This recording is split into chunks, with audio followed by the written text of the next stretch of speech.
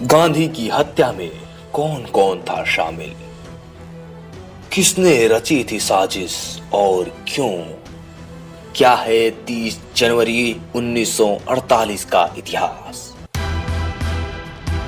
इन सब सवालों का जवाब हम लेकर आए हैं आपके लिए। 30 जनवरी बापू की पुण्यतिथि को शहीद दिवस के रूप में मनाया जाता है।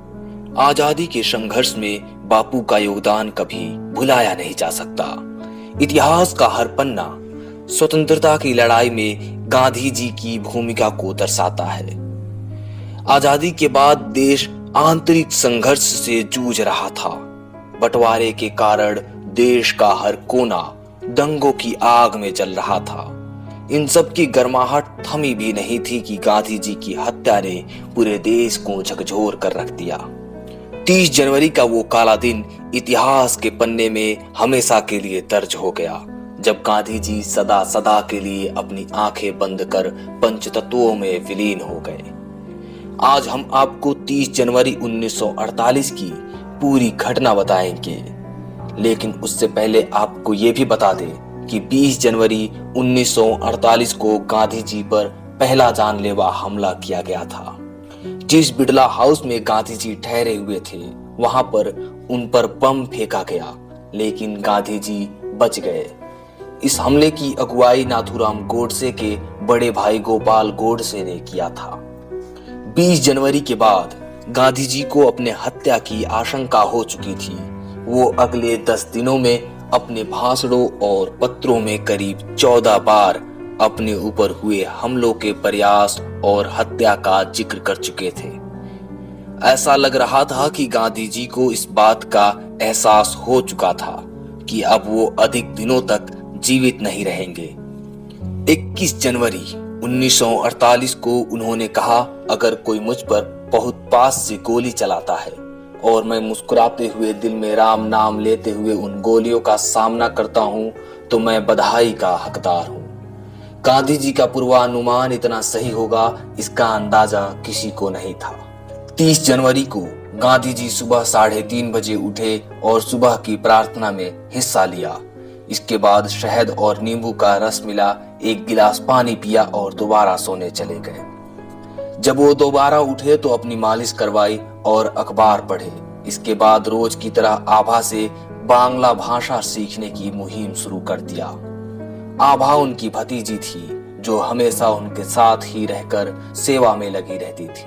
30 जनवरी को शहर के दूसरे हिस्से पुरानी दिल्ली में सुबह 7:30 बजे तक नारायण आप्टे और विष्णु करकरे नाथूराम गोडसे के पास पहुंच चुके थे और हत्या को अंजाम देने की साजिश रचना शुरू कर दिए। पहले नाथूराम गोडसे ने सोचा बुर्का पहनकर इस घटना को अंजाम देने की, लेकिन बुर्के में वो खुद को सहज महसूस नहीं कर पा रहे थे और उनको पिस्टल निकालने में भी दिक्कत हो रही थी। उन्होंने बुर्का ये कहकर निकाल दिया कि अगर औरतों के लिबास में पकड़ा गया तो ताउम्र बदनामी का सामना करना पड़ेगा।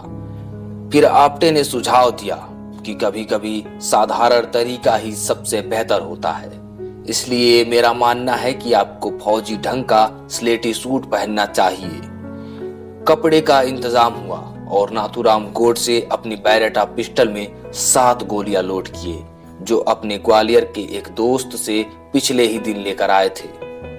हत्या के 2 दिन पहले तक पिस्टल का इंतजाम नहीं हो पाने के कारण गोडसे और उनके साथियों को लग रहा था इस बार वो अपने मकसद को अंजाम नहीं दे पाएंगे, लेकिन अंत समय तक इसकी व्यवस्था पूरी कर ली गई। इधर दोपहर बाद गांधी जी से मिलने कुछ शरणार्थी और कांग्रेस नेता बिड़ला हाउस पहुंचे। शाम 4:30 बजे सरदार पटेल भी गांधी से मिलने पहुंचे। उस समय गोडसे अपने साथियों से मूंगफली खाने की इच्छा जाहिर किए। आप्टे को पूरे बाजार में कहीं भी मूंगफली नहीं मिली, तो वो गोडसे से दोबारा उनकी इच्छा पूछने आए और काजू या बादाम खाने के लिए पूछा, लेकिन गोडसे को मूंगफली ही खानी थी। इसलिए नारायण आप्टे दोबारा बाजार गए और मूंगफली लेकर आए। मूंगफली खाने के बाद गोडसे आप्टे और करकरे के साथ मंदिर गए। वहां से गोडसे अकेले ही तांगे पर बिड़ला हाउस के लिए रवाना हो गए। और उनके 5 मिनट बाद नारायण आप्टे और विष्णु करकरे भी पीछे से बिड़ला हाउस के लिए निकल पड़े। संयोग से उस दिन बिड़ला हाउस पर तैनात सुरक्षा कर्मी किसी की तलाशी भी नहीं ले रहे थे। ये देख आप्टे और करकरे ने राहत भरी सांस ली और जब अंदर पहुंचे तो देखा कि गोडसे पहले ही भीड़ में घुल मिलकर शामिल खड़े हैं। ये दोनों भी उनके आसपास खड़े हो गए, लेकिन किसी ने एक दूसरे से ना तो बात की और ना ही एक दूसरे की तरफ देखा भी। आप्टे और करकरे थोड़े घबराए हुए भी थे, लेकिन गोडसे के ऊपर इन परिस्थितियों का जरा भी प्रभाव नहीं था। वो बस गांधी के बाहर आने के इंतजार में भवन के दरवाजे पर नजर टिकाए खड़ा था। गांधी सरदार पटेल से नेहरू और सरदार पटेल के बीच बढ़ते मतभेदों पर चर्चा कर रहे थे। ये चर्चा इतना गंभीर था कि इस दौरान गांधी को ये ध्यान ही नहीं रहा कि उन्हें प्रार्थना सभा में भी जाना है। बाहर खड़े लोग उनका इंतजार कर रहे थे। 5:15 पर वो बिड़ला हाउस से बाहर निकले। रामचंद्र गुहा अपनी किताब Gandhi the years that change the world में लिखते हैं, गांधी जी प्रार्थना स्थल के लिए बने चबूतरे की सीढ़ियों के पास पहुंचे और नाथूराम गोडसे उनके करीब जा पहुंचा। नाथूराम गोडसे पहले गांधी जी को नमस्ते कहा। उसके हाव भाव देखते हुए लग रहा था कि वो गांधी जी का पैर छूना चाहता है। आभा ने उसे गांधी के करीब आने से रोकने की कोशिश भी की, लेकिन गोडसे ने आभा को धक्का दे दिया। इससे पहले कि कोई कुछ समझता, गोडसे ने तुरंत अपनी पिस्टल निकालकर एक के बाद एक 3 फायर किया। एक गोली गांधी के सीने और 2 गोली उनके पेट में लगी। उस वक्त गांधी की घड़ी में 5:17 का समय हो रहा था। गांधी जी की मौत की खबर सुनते ही उनके बेटे देवदास गांधी और मौलाना आजाद सबसे पहले उस जगह पर पहुंचे। इसके तुरंत बाद नेहरू और सरदार पटेल के साथ सेना अध्यक्ष भी उस घटना स्थल पर पहुंचे। गांधी के शव को स्नान कराने की जिम्मेदारी ब्रजकिशोर चांदीवाला को दी गई थी। उन्होंने गांधी के खूनी कपड़ों को उनके बेटे देवदास गांधी को दिया। उन कपड़ों में उनकी साल भी थी, जिसमें गोलियों से 3 छेद हो गए थे।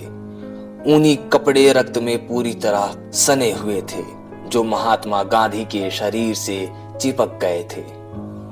अगले दिन गांधी की शव यात्रा दिल्ली पहुंची, जिसमें करीब 15 लाख लोगों ने हिस्सा लिया था और उनके अंतिम संस्कार में जैसे ही चिता को मुखाग्नि दी गई, लाखों लोगों ने एक ही स्वर में नारा लगाया, महात्मा गांधी अमर रहे। उनके मौत पर पाकिस्तान के अखबार पाकिस्तान टाइम्स ने लिखा, गांधी भारतीय उपमहाद्वीप के सबसे लोकप्रिय और सम्मानित राजनेता थे।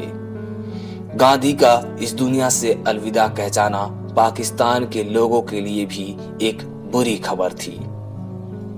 अब कुछ अनसुलझे तथ्य आपको बताते हैं, जो आज भी सवाल ही है। इस बात की कोई जानकारी नहीं मिलती कि गोली लगने के बावजूद उन्हें अस्पताल ले जाने के बजाय बिरला हाउस में ही वापस क्यों ले जाया गया। यह दुनिया भर में मशहूर हो गया कि गांधी के मुंह से निकले आखिरी शब्द हे राम थे, लेकिन इसे कभी साबित नहीं किया जा सका। अब आपको गांधी जी की हत्या का कारण बताते हैं। गांधी ने दिल्ली में अपना पहला आमरण अनशन शुरू किया था, जिसमें सांप्रदायिक हिंसा को तत्काल समाप्त करने और पाकिस्तान को 55 करोड़ रुपए का भुगतान करने के लिए कहा गया था। गांधी जी को डर था कि पाकिस्तान में अस्थिरता और असुरक्षा से भारत के प्रति उनका गुस्सा और बढ़ जाएगा, फिर सीमा पर हिंसा फैल जाएगी। गांधी जी की जिद को देखते हुए सरकार ने इस रकम का भुगतान कर दिया, लेकिन हिंदू संगठनों को लगा कि गांधी मुसलमानों को खुश करने के लिए ये चाल चल रहे हैं। 20 जनवरी के बम ब्लास्ट की घटना को गांधी के इसी फैसले से जोड़कर देखा गया था। गांधी की हत्या में नाथूराम गोडसे के बाद 7 अन्य लोगों को गिरफ्तार किया गया था। नाथूराम गोडसे के साथ नारायण आप्टे को भी फांसी की सजा सुनाई गई और विष्णु करकरे मदन लाल पाहवा के साथ गोपाल गोडसे को आजीवन कारावास की सजा सुनाई गई। इनके गिरोह में शामिल दिगंबर बड़गे को सरकारी गवाह बनने के कारण रिहा कर दिया गया। शंकर किस्तया को जमानत मिल गई और विनायक दामोदर सावरकर को सबूत नहीं मिलने के कारण बरी कर दिया गया। तो ये थी गांधी जी के हत्या की पूरी कहानी। आज के पॉडकास्ट में इतना ही। देखते रहिए SKL न्यूज। धन्यवाद।